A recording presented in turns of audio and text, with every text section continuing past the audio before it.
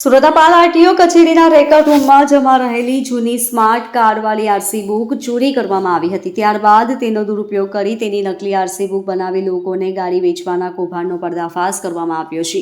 આ સમગ્ર કૌભાંડમાં 5 આરોપીઓને ઝડપી લઈ આગળની કાર્યવાહી હાથ ધરવામાં આવી છે। પોલીસે બાતમી મળી હતી કે ડભોલીમાં અંકિત વઘાસિયા નામનો વ્યક્તિ પોતાના રહેઠાણના સ્થળે આરટીઓ કચેરીના લાયસન્સ વગર કમ્પ્યુટર પ્રિન્ટર વડે સ્માર્ટ કાર્ડવાળી નકલી આરસી બુક બનાવી આપે છે, જેથી ત્યાં તપાસ કરતા કમ્પ્યુટર અને 370 સ્માર્ટ કાર્ડ સહિતનો 92,610નો મુદ્દામાલ કબજે કરવામાં આવ્યો હતો। પકડાયેલા આરોપીઓમાં જીતુ પટેલ 30 વર્ષથી આરટીઓ એજન્ટ તરીકે કામ કરતો હોવાથી કોઈને ખબર ન પડે તેમ આરટીઓના રેકર્ડ રૂમમાં જમા કરેલ સ્માર્ટ કાર્ડવાળી જૂની આરસી બુક ચોરીને લઈ આવતો હતો, જે અંકિત વઘાસિયાને આપી હતી। આ જૂનીમાંથી ડુપ્લિકેટ નવી બુક બનાવીને અશોક ઉર્ફે બાલો કાછડિયા તેમજ સતીશ જિલ્લા સહિતના લોકો ફાઇનાન્સ કંપનીના નામથી વાહનો જપ્ત કરીને સૌજીને ગાડી વેચી નાખતા હતા।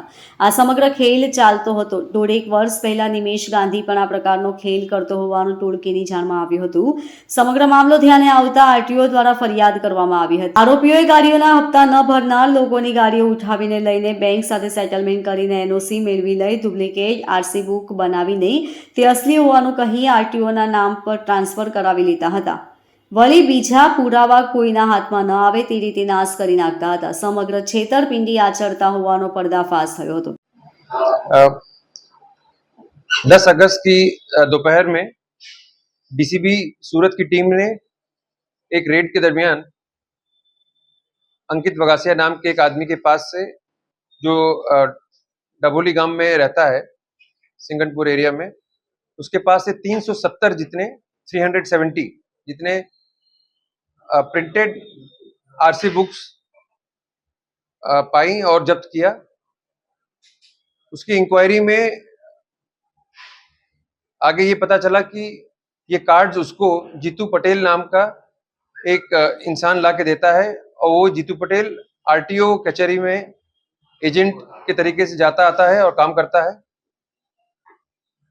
इन दोनों के ऊपर जब डीसीबी के अधिकारियों ने और इंक्वायरी की तो एक बहुत बड़ा रैकेट और कॉन्स्पिरेसी निकल कर आई, जिसके तहत 11 अगस्त की शाम को एफआईआर दर्ज हुई है डीसीबी पुलिस स्टेशन में सूरत में।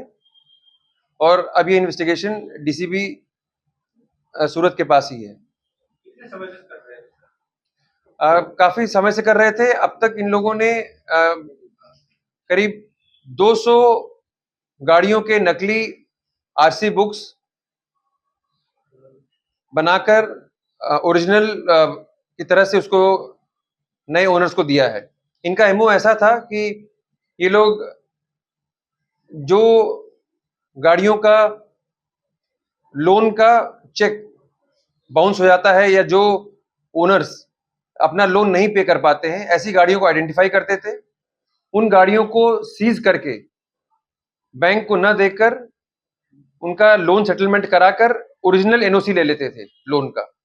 उस एनओसी को ये लोग फिर यूज करते थे गाड़ी को रीसेल करने में। इसके लिए इन्होंने एक गायत्री मोटर्स के ओनर हैं सावजी भाई डाबी, उनकी हेल्प ली और ये सब लोग एक कॉन्स्पिरेसी में आकर इन्होंने इन पुराने आरसी बुक्स का यूज किया, जिनको ये अंकित वगासिया अपने कंप्यूटर प्रिंटर के मदद से और एम परिवहन के डिटेल्स के हेल्प से नए आरसी बुक्स बनाता था और हर वाहन के एनओसी के हिसाब से ये लोग दोबारा नए ओनर्स को आरटीओ की मदद से आरटीओ के पास जाकर वहां पर पुराने ओनर और नए ओनर को आरसी बुक ट्रांसफर करवाकर ये कौभांड कर रहे थे। अंकित वगासिया तक क्राइम ब्रांच कैसे पहुंची?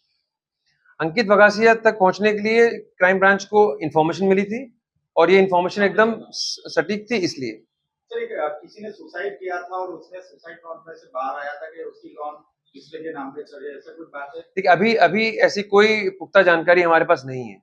ये पहले हमने जो है सिंपल इंक्वायरी की उन कार्ड्स का और अंकित वगासिया और जीतू पटेल के रोल के बारे में, उसके बेसिस पर एफआईआर दर्ज हुई है। अधिकारी को भी इस बारे में जानकारी दी गई?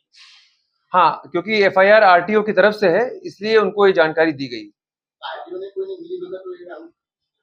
अभी ऐसा कुछ नहीं निकला है, क्योंकि जो अभी निकला है वो ये पता लग रहा है कि आरटीओ को जो बेसिक डॉक्यूमेंट्स रिक्वायर्ड होते थे वो ये लोग उनको मुहैया करा रहे थे, और इसलिए नए ओनर्स को उनकी आरसी बुक बाय पोस्ट मिल जाती थी, और पुरानी आरसी बुक जो कि फेक होती थी वो आरटीओ में जमा होती थी। आरटीओ में से कहीं ना कहीं चोरी करके ये लोग बनाते थे ऐसा कुछ? जी हाँ, ये जो जीतू पटेल है, जो इसके पास आरटीओ के रिकॉर्ड रूम का एक्सेस था, ये वहां से पुरानी आरसी बुक्स या प्रिंटेड आरसी बुक्स लेकर आता था, और उसकी मदद से ये लोग आरसी बुक पर जो ऑलरेडी प्रिंटेड होता था उसको पेट्रोल से मिटाते थे, और फिर उसी आरसी बुक का दुरुपयोग हो रहा था।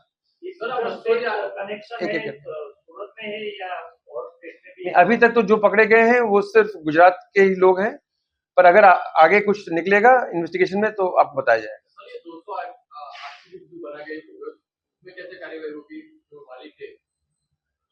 देखिए, जो 200 बन गई हैं, ये इन्होंने अपने प्राइमरी इन्वेस्टिगेशन में हम लोग को जो पता लगा है, ये उसके हिसाब से मैं बता रहा हूँ आपको।